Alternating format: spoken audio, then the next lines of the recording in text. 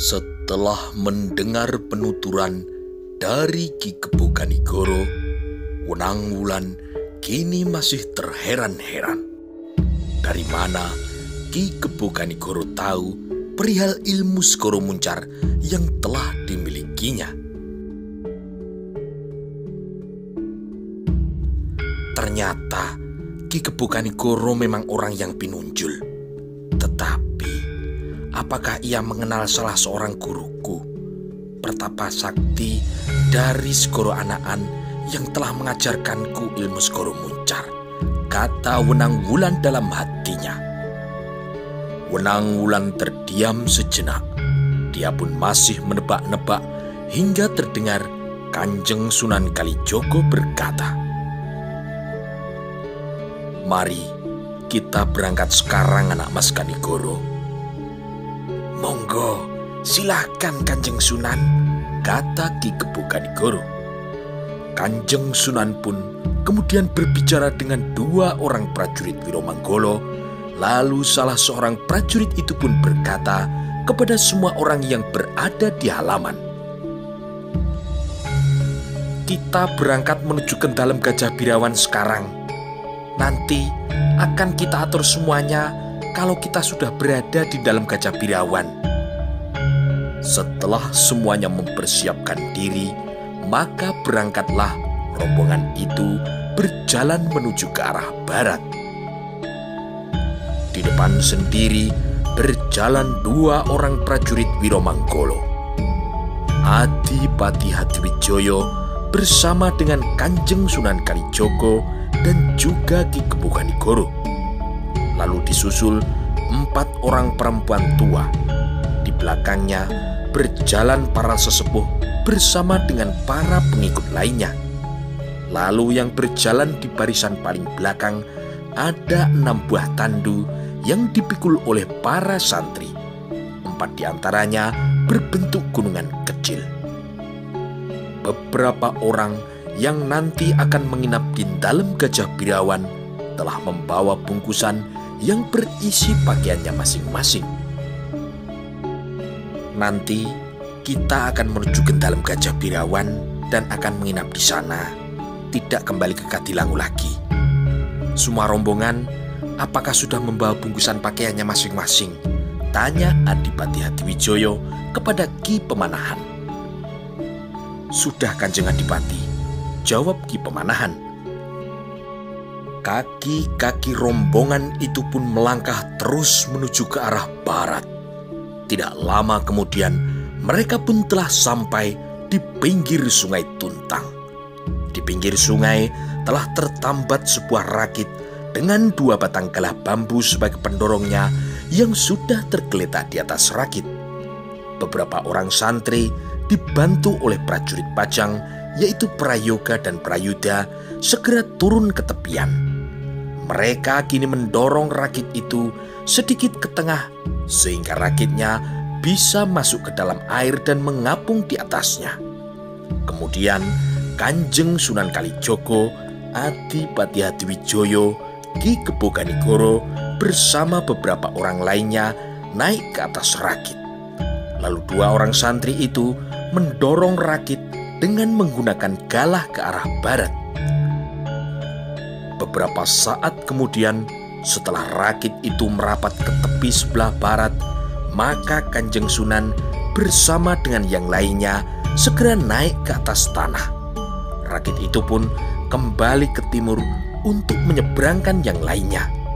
Demikianlah beberapa kali rakit itu menyeberangkan rombongan hingga semua orang, termasuk 6 buah tandu yang dipikul oleh beberapa orang santri dari Kadilangu, semuanya telah dapat diseberangkan ke tepi barat Sungai Tuntang. Setelah semua orang berada di tepi sebelah barat, maka perjalanan pun dilanjutkan lagi. Rombongan itu bergerak tidak terlalu cepat, tetapi karena jarak ke dalam Gajah Birawan tidak terlalu jauh, maka tidak berapa lama rombongan pun sudah sampai di depan dalam Gajah Birawan.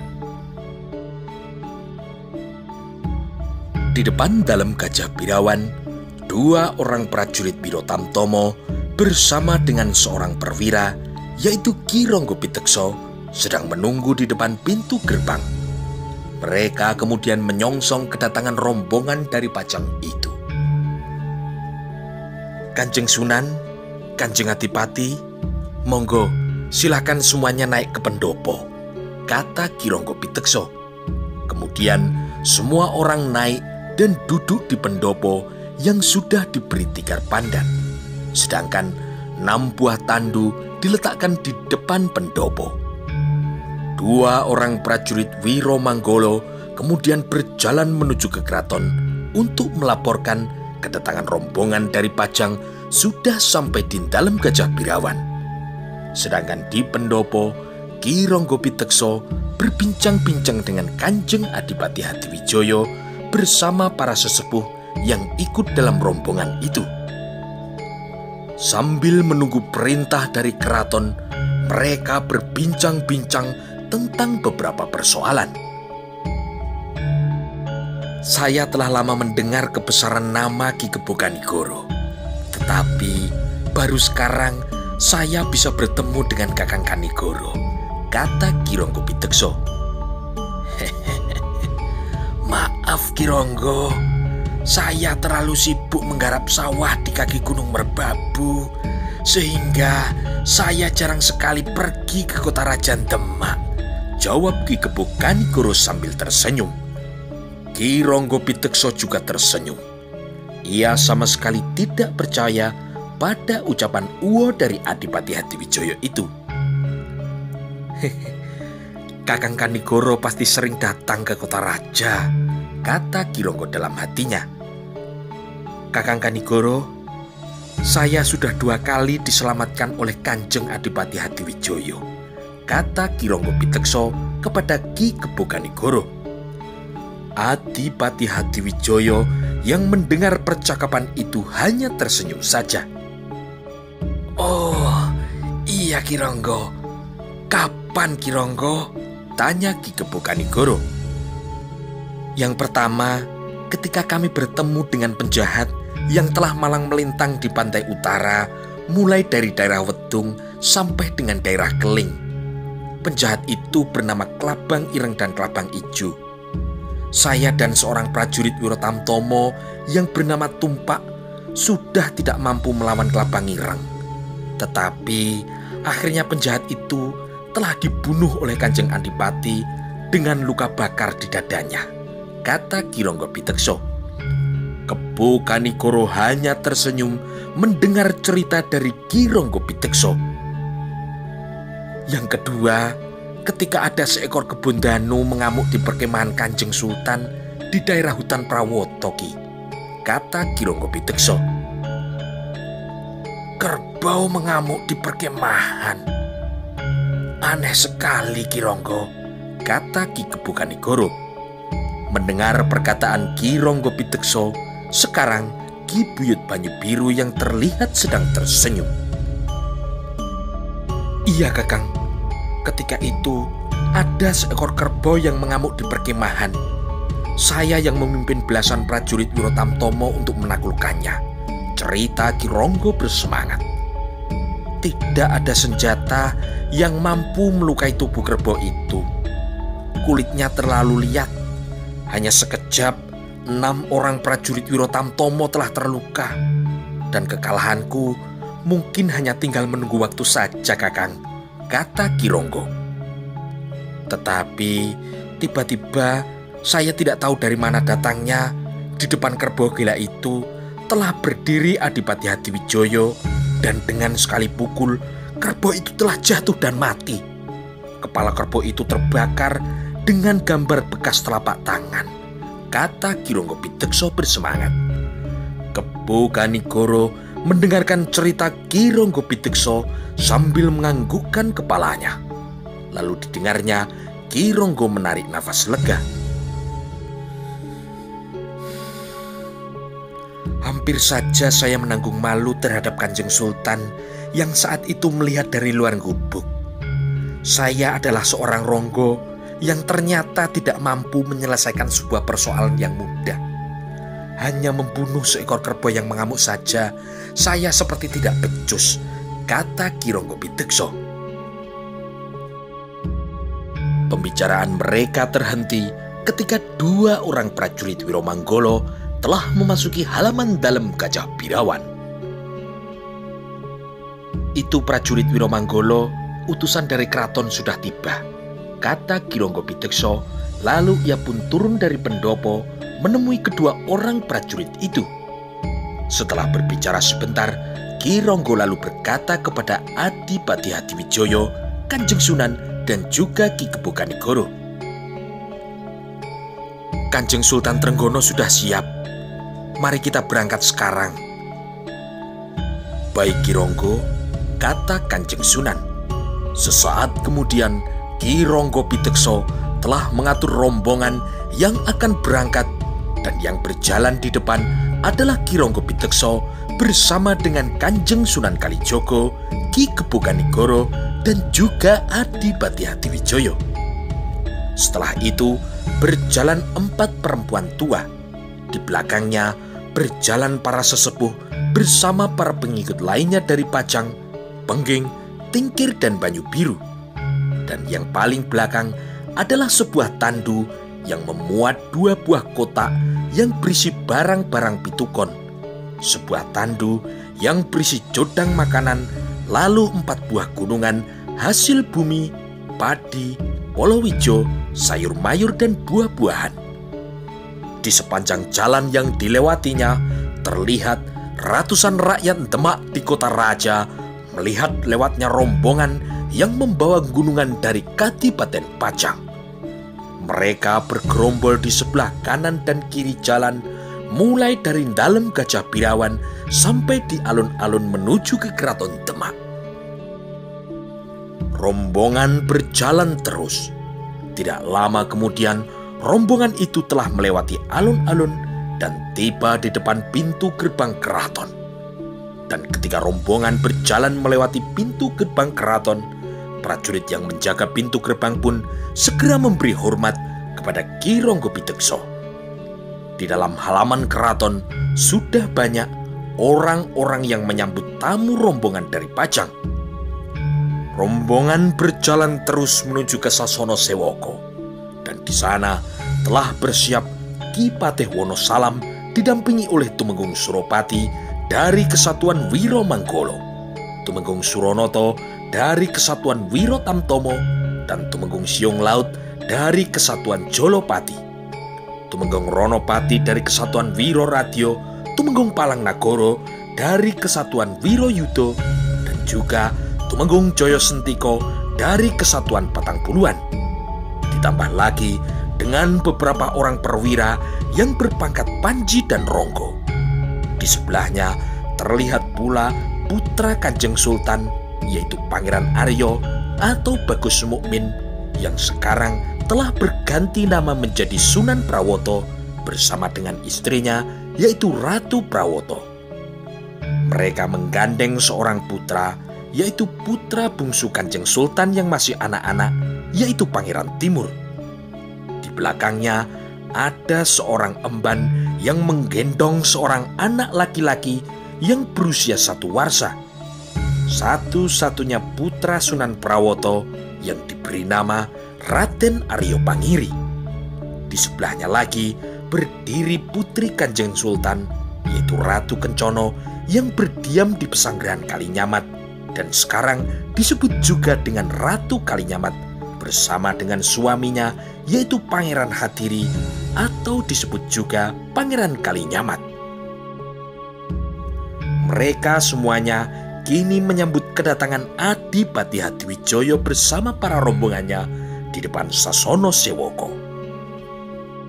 Wajah Ki Kebokanegoro menjadi sedikit tegang ketika akan memasuki Sasono Sewoko, yang di dalamnya nanti akan terdapat Kanjeng Sultan Trenggono, saudara sepupunya.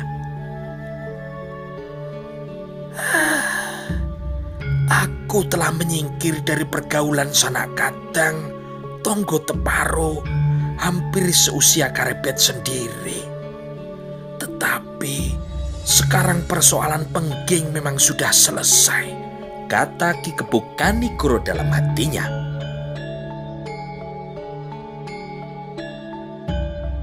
Di dalam Sasono Sewoko nanti ada Sultan Trenggono. Sudah hampir 3 windu aku tidak pernah bertemu dengannya, desis Ki Kepuk Kanigoro. Setelah Adipati Hadiwijoyo dan rombongan telah tiba di Sasono Sewoko, kemudian mereka semuanya dipersilakan masuk ke dalam Sasono Sewoko. Di depan telah dipersiapkan beberapa kursi dan beberapa dingklek yang masih kosong. Ki Patih Wonosalam kemudian mempersilahkan Kanjeng Sunan Kalijogo untuk duduk di salah satu kursi yang ada di sana. Lalu Adipati Hadiwijoyo bersama dengan Ki Kepuk Kanigoro juga dipersilahkan untuk duduk di dingklek. Setelah itu, beberapa tumenggung dan keluarga keraton pun duduk di beberapa dingklek yang berada di depan berhadapan dengan tempat duduk Adipati Hadiwijoyo serta Ki Kepuk Kanigoro. Di barisan paling belakang duduk bersimpuh seorang emban bersama cucu Kanjeng Sultan Trenggono. Semua rombongan para sesepuh bersama dengan Nayoko Projo Pajang dipersilahkan masuk ke dalam Sasono Sewoko dan mereka pun duduk bersila di lantai kecuali Ki Pemanahan dan Ki Penjawi yang masih berada di luar. Mereka masih menjaga 2 buah kotak yang berisi beberapa barang pitukon untuk Putri Sekar Kedaton. 6 buah tandu semuanya telah diletakkan di halaman Sasono Sewoko. Dan semua orang yang memikul tandu terlihat berdiri menjaga di sebelahnya. Setelah semuanya bersiap, Tumenggung Suropati berkata bahwa Kanjeng Sultan akan segera memasuki Sasono Sewoko. Tidak lama kemudian, dari ruang dalam keraton keluarlah sebuah rombongan kecil, dan yang berjalan paling depan adalah 2 orang tumenggung. Yang di sebelah kanan seorang tumenggung dari Kesatuan Wiro Tamtomo yang bertubuh tinggi besar, yaitu Tumenggung Gajah Birowo. Sedangkan yang berjalan di sebelah kiri adalah seorang tumenggung dari Kesatuan Wiro Brojo, yaitu Tumenggung Gagak Anabrang. Kedua orang tumenggung itu berjalan mengapit Kanjeng Sultan Trenggono sebelah menyebelah. Dan saat itu Kanjeng Sultan terlihat memakai busana kesatrian. Sedangkan di belakangnya berjalan seorang abdi dalem yang membawa sebuah songsong Kasultanan Demak yang berwarna kuning memayungi Kanjeng Sultan yang sedang berjalan. Setelah itu, di belakang Kanjeng Sultan Trenggono berjalan pula Kanjeng Prameswari, dan yang paling belakang adalah 2 orang prajurit Wiro Tamtomo. Sesaat kemudian, Kanjeng Sultan bersama dengan Kanjeng Prameswari telah memasuki Sasono Sewoko. Tumenggung Gajah Birowo yang berjalan bersama Tumenggung Gagak Anabrang berjalan perlahan-lahan menuju kursi yang berada di depan. Kursi singgasana, sebuah dampar dento khusus untuk Kanjeng Sultan Trenggono. Semua yang hadir di Sasono Sewoko terlihat menyembah ketika Kanjeng Sultan Trenggono sedang lewat di depannya. Ketika Tumenggung Gajah Birowo dan Tumenggung Gagak Anabrang telah sampai di depan, maka kedua tumenggung itu pun mempersilahkan Kanjeng Sultan Trenggono untuk duduk di dampar dento yang terletak di depan. Kanjeng Sultan pun segera duduk di kursi singgasana raja berhadapan dengan para tamu dari Pajang. Lalu agak di belakang, kursi kerajaan ditancapkan pada sebuah jagrak, sebuah payung kesultanan, sebuah songsong keprabon yang dibawa oleh seorang abdi dalem yang berjalan di belakang Kanjeng Sultan. Setelah menancapkan songsong kerajaan, maka abdi dalem itu pun kemudian duduk bersila di belakang Kanjeng Sultan. Kanjeng Prameswari pun kemudian juga duduk di kursi agak di belakang di sebelah kiri Kanjeng Sultan Trenggono. Tumenggung Gajah Birowo dan Tumenggung Gagak Anabrang kemudian duduk di dingklek sebelah kanan dan kiri mengambil Kanjeng Sultan yang duduk di dampar keprabon. Kanjeng Sultan Trenggono yang melihat Ki Kebo Kanigoro duduk bersama para pangombyong berkata dalam hatinya,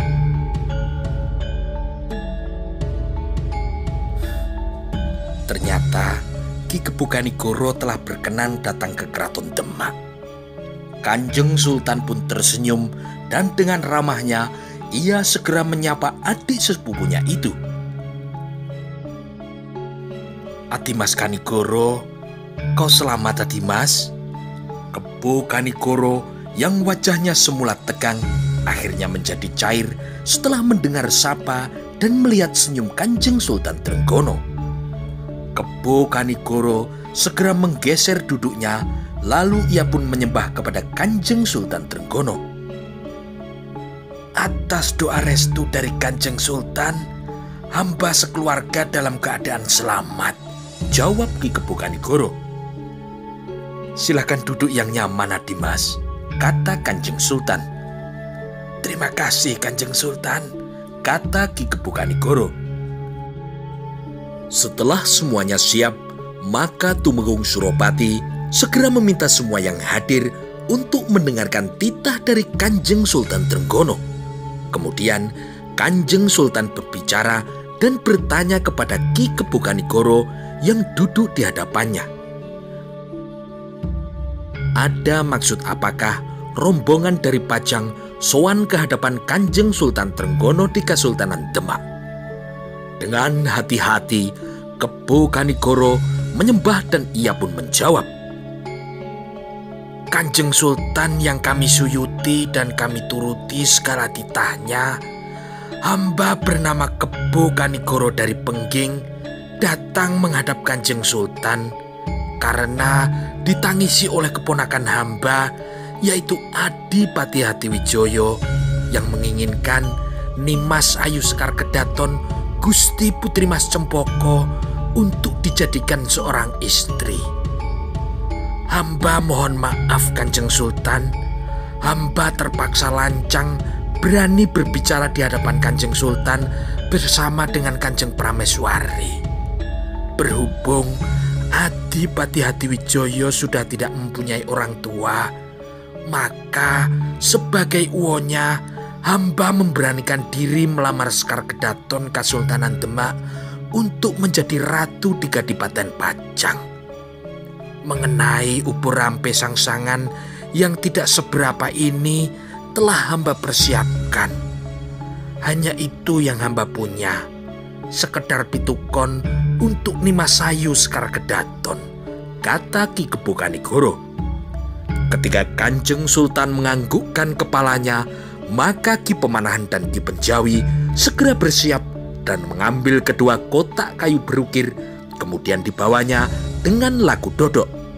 Berjalan sambil berjongkok, lalu keduanya bergerak menuju tempat dampar keprabon Kanjeng Sultan Trenggono.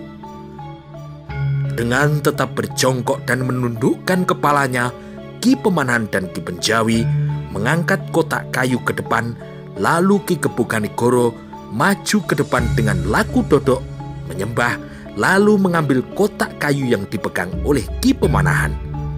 Kotak kayu itu kemudian diberikan kepada Kanjeng Sultan dengan tubuh masih bersikap laku dodok.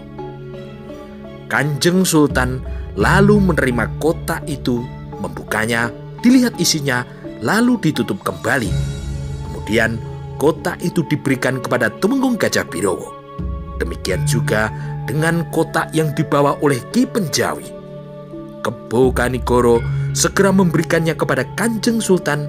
Setelah dilihat isinya, lalu diberikan kepada Tumenggung Gagak Anabrang.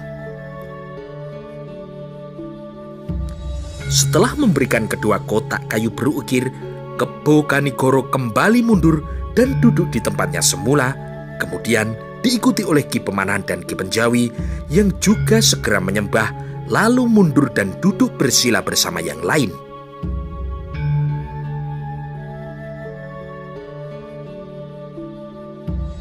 Selanjutnya, Kanjeng Sultan mengucapkan terima kasih kepada Ki Kebo Kanigoro yang telah memberikan sangsangan kepada Sekar Kedaton. Dan dikatakan juga oleh Kanjeng Sultan kalau dirinya menerima lamaran dari Ki Kebokanigoro terhadap Sekar Kedaton untuk dijadikan istri keponakannya Adipati Hadiwijoyo.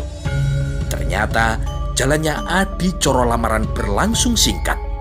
Dikatakan oleh Kanjeng Sultan nanti akan ada prajurit dari Wirotamtomo yang akan datang ke dalam Gajah Birawan untuk memberitahukan acara-acara selanjutnya. Setelah pembacaan doa, maka Kanjeng Sultan beserta permaisuri segera kembali ke ruang dalam keraton bersama dengan Tumenggung Gajah Biro dan Tumenggung Gagah Anabrang. Setelah Kanjeng Sultan kembali ke keraton, maka Ki Patih Wonosalam mengajak para tamu untuk kembul bujono di Sasono Handrawina. Sementara itu, di Kaputren, Nyai Madusari saat itu sedang berada di dalam kamar Sekar Kedaton. Mereka berdua sedang berbincang beberapa hal. "Kenapa aku tidak boleh ikut bertemu dengan Kakang Mas Hadiwijoyo, Nyai?" tanya Sekar Kedaton Putri Mas Cempoko. "Loh, tidak boleh Gusti Putri. 2 hari lagi Gusti Putri akan menjadi pengantin. Gusti Putri hari ini masih dipingit, tidak boleh keluar dari Keputren. Sedangkan untuk bertemu dengan Ibunda Prameswari saja, Kanjeng Prameswari harus datang ke Keputren," kata Nyai Madusari. "Aku deg-degan, Nyai," kata Putri Mas Cempoko. Nyai Madusari pun tersenyum dan ia kemudian menjawab, "Memang begitulah Gusti Putri. Kalau akan menjadi pengantin, hati ini rasanya berdebar-debar." Lalu sekarang Kakang Mas Hadiwijoyo sedang berada di mana, Nyai?" tanya Bunga Cempoko. Nyai Madusari tertawa dan terlihat deretan giginya yang rata karena pernah dipangur. "Bagaimana saya bisa tahu, Gusti Putri? Kan kita bersama terus di ruang ini dari tadi." Sekar Kedaton kini juga tertawa. "Betul juga, Nyai. Tetapi kalau acara di Sasono Sewoko sudah selesai, mereka akan berada di Sasono Handrawina, kan?" "Iya, Gusti Putri. Mungkin Adipati Hadiwijoyo sekarang sudah tidak berada di Sasono Sewoko, tetapi telah berada di Sasono Handrawina. Atau malah sudah pulang ke dalam Gajah Birawan," kata Nyai Madusari. Gusti Putri Sekar Kedaton terdiam, lalu seakan-akan kepada dirinya sendiri ia berkata, "Waktu berjalan seperti siput, terasa lambat sekali." Ternyata apa yang dikatakan oleh Nyai Madusari hampir tepat. Setelah selesai acara pinangan di Sasono Sewoko, lalu acara dilanjutkan di Sasono Handrawina. Maka saat ini rombongan dari Pajang baru saja keluar dari pintu gerbang keraton. Mereka dalam perjalanan pulang setelah menyelesaikan Adicoro melamar Sekar Kedaton. Patih Wonosalam beserta beberapa orang tumenggung mengantar rombongan Adipati Hadiwijoyo sampai di depan pintu gerbang keraton. Rombongan itu bergerak perlahan-lahan meninggalkan keraton, masih dikawal oleh Ki Ranggapiteksa bersama dengan 2 orang prajurit Wirotamtomo.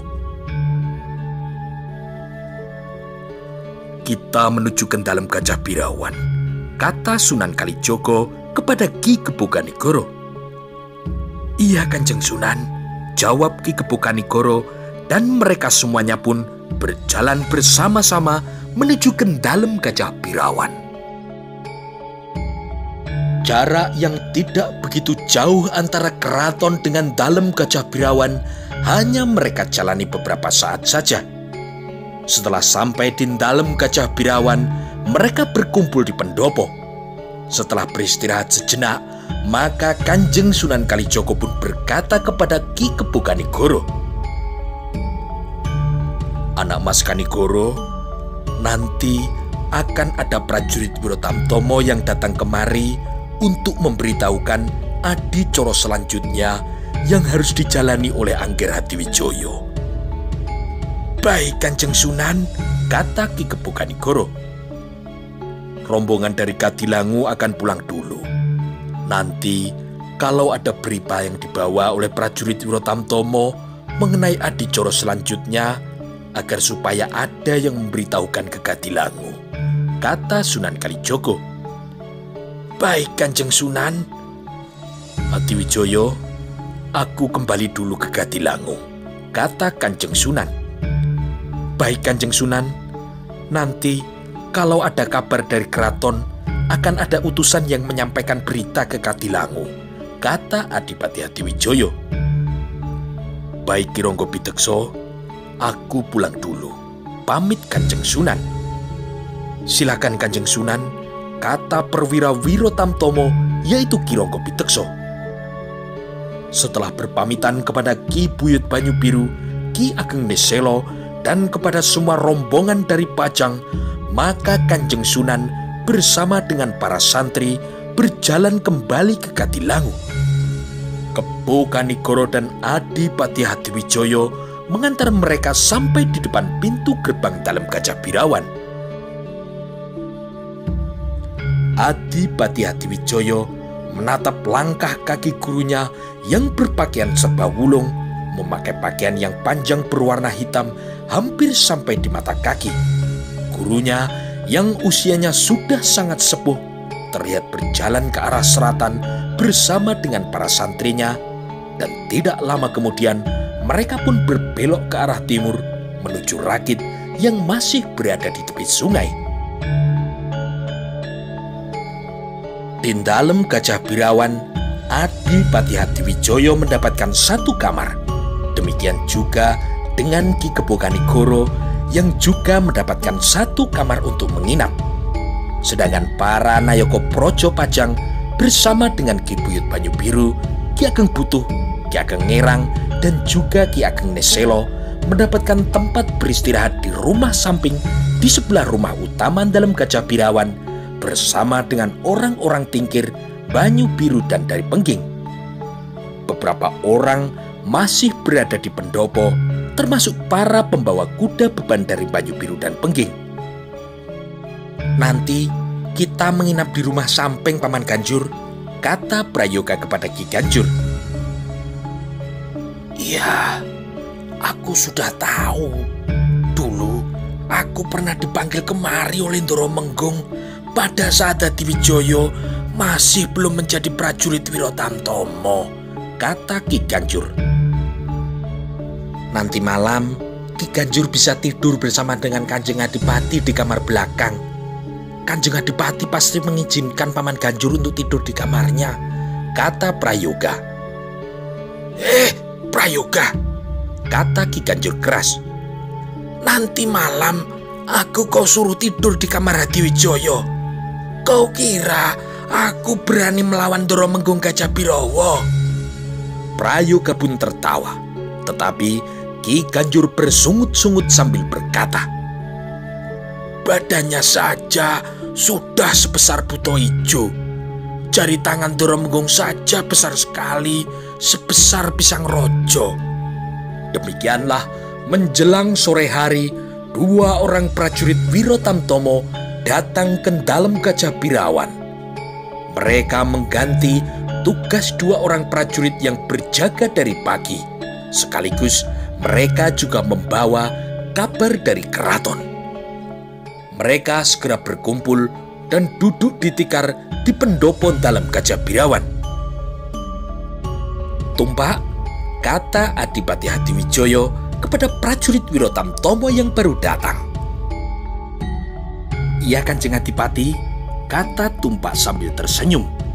Tumpak teringat ketika mereka sedang jaga berdua, sewaktu Hadiwijoyo masih menjadi prajurit Wirotamtomo. Gusti Putri sering sekali mondar-mandir lewat di depannya akan menghadap Gusti Prameswari. Dan kini sebentar lagi mereka berdua akan menjadi pengantin. Karebet yang berwajah tampan bernasib sangat baik. Setelah menjadi seorang adipati, besok pagi dia akan menjadi menantu Kanjeng Sultan Trenggono, kata Tumpak dalam hatinya. Kabar apa yang kau bawa dari keraton, Tumpak? Kata Ki Rangga Pitekso. Kanjeng Adipati Hadiwijoyo, Ki Kebukanigoro beserta Ki Rangga Pitekso, ada beberapa berita dari keraton yang akan kami sampaikan kepada rombongan dari Pajang, kata Tumpak sambil menggeser duduknya menghadap Ki Kebukanigoro. Setelah tadi pagi adicara pinangan di Sasono Sewoko telah selesai, maka besok pagi dimulai dengan acara nyantri oleh calon pengantin laki-laki. Acara nyantri adalah sebuah acara untuk memperkenalkan adat dan tata cara keraton untuk calon menantu sultan, kata Tumpak.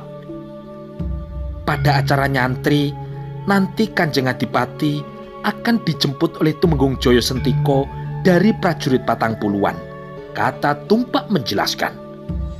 Selama acara nyantri, calon pengantin laki-laki akan berada di kesatrian selama 1 hari sampai dimulainya acara panggih.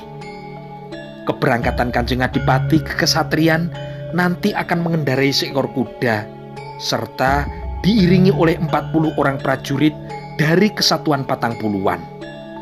Esok lusa di pagi hari, calon pengantin laki-laki berangkat dari kesatrian menuju ke Sasono Sewoko untuk menjalani ijab kabul. Setelah itu, pengantin laki-laki kembali pulang ke kesatrian. Lanjut, kata Tumpak. Setelah menjadi istri Kanjeng Adipati Hadiwijoyo, nama Sekar Kedaton Gusti Putri Mas Cempoko berubah namanya menjadi Kanjeng Ratu Mas Cempoko. Setelah acara ijab kabul, pada siang harinya akan diadakan adicara panggih di Sasono Sewoko. Kemudian sehari setelah acara panggih, adicara yang terakhir adalah adicara kirap pengantin Kesultanan Demak.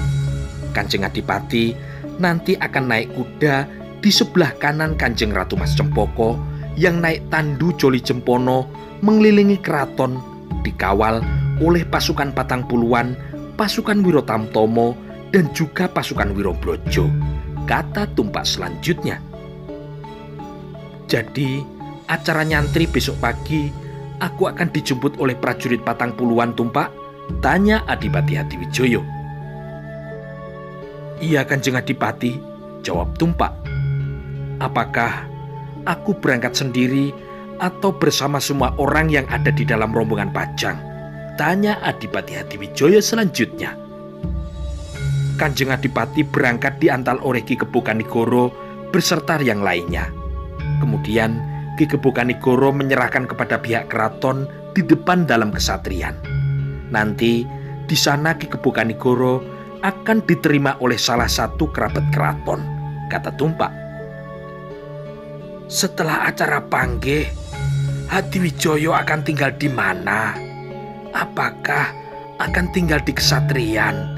Tanya Ki Kebukanigoro. Setelah selesai adicara pahargyan pengantin, Kanjeng Adipati tinggal di dalam kilen. Setelah itu, sepasar kemudian Kanjeng Ratu Mas Cempoko akan bisa diboyong ke Pajang, kata Tumpak selanjutnya. Dalam kilen, rumah yang berada di ujung paling barat Keraton Kesultanan Demak, kata Ki Kebukanigoro dalam hatinya. Kebukanigoro mengangguk-anggukkan kepalanya. Ia mengerti semua penjelasan yang diberikan oleh Tumpak tentang acara pahargyan pengantin. Setelah Tumpak selesai menjelaskan, maka Ki Rangga Pitekso bersama dengan 2 orang prajurit Wiro Tamtomo yang telah berjaga dari pagi pamit meninggalkan dalam Gajah Birawan karena telah digantikan oleh Tumpak dan seorang kawannya. Setelah Ki Rangga Pitekso meninggalkan dalam Gajah Birawan, maka Adipati Hadiwijoyo segera memanggil 2 orang prajurit Pajang yang ikut ke Demak, yaitu Prayoga dan Prayuda. Ketika keduanya sudah datang menghadap, maka kemudian Adipati Hadiwijoyo memerintahkan keduanya untuk segera pergi ke Kadilangu. Kalian berdua pergilah menghadap Kanjeng Sunan Kalijogo di Kadilangu. Ceritakan mengenai rencana semua rangkaian adicara pahargyan pengantin mulai besok yang akan diadakan di keraton, kata Adipati Hadiwijoyo. Adipati Hadiwijoyo kemudian menerangkan urut-urutan adicara semuanya, mulai acara nyantri besok pagi sampai dengan boyongan sepasar setelah kirap pengantin. Baik Kanjeng Adipati, kata Prayoga. Kalau perlu penjelasan lagi, kalian bisa bertanya kepada prajurit Wirotamtomo yang sedang bertugas jaga di dalam Gajah Birawan ini yang bernama Tumpak, kata Adipati Hadiwijoyo.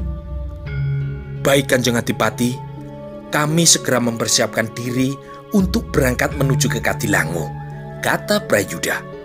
Keduanya kemudian menghampiri prajurit Wirotamtomo yang bernama Tumpak. Setelah berbincang sebentar, keduanya kemudian berjalan meninggalkan dalam Gajah Birawan menuju ke Kadilangu. Keduanya berjalan ke selatan, lalu tidak lama kemudian mereka berbelok ke arah timur, lalu mereka pun menyeberangi Sungai Tuntang dengan menggunakan sebuah rakit. Sementara itu, di dalam Gajah Birawan, beberapa saat setelah matahari baru saja terbenam, Prayoga dan Prayuda terlihat baru saja memasuki gerbang pintu depan setelah berjalan dari Kadilangu untuk menemui Kanjeng Sunan Kalijogo. Setelah membersihkan dirinya di Pakiwan, maka keduanya segera menghadap Adipati Hadiwijoyo yang sedang berdua dengan Ki Keboganegoro di pendopo. Bagaimana hasilnya setelah kalian aku utus ke Kadilangu? Tanya Adipati Hadiwijoyo. Kanjeng Adipati, kami telah sampai di Kadilangu dan telah bertemu dengan Kanjeng Sunan Kalijogo, kata Prayoga. Baik, lalu apa yang dikatakan oleh Kanjeng Sunan? Tanya Kanjeng Adipati. Untuk acara nyantri, Kanjeng Adipati cukup diantar oleh Ki Keboganegoro dan sesepuh lainnya, beserta dengan seluruh rombongan dari Pajang, Banyu Biru, Pengging, Tingkir, Butuh dan Ngerang, kata Prayoga. Kanjeng Sunan akan datang ke keraton besok pada acara ijab kabul di Sasono Sewoko yang dilanjutkan dengan acara panggih. Setelah acara panggih selesai, nanti akan dilanjutkan dengan acara di Sasono Handrowino. Di sana akan berkumpul semua kerabat keraton, termasuk Kanjeng Adipati Jipang, yaitu Raden Aryo Penangsang, bersama puluhan orang yang diundang oleh Kanjeng Sultan, kata Prayoga menjelaskan.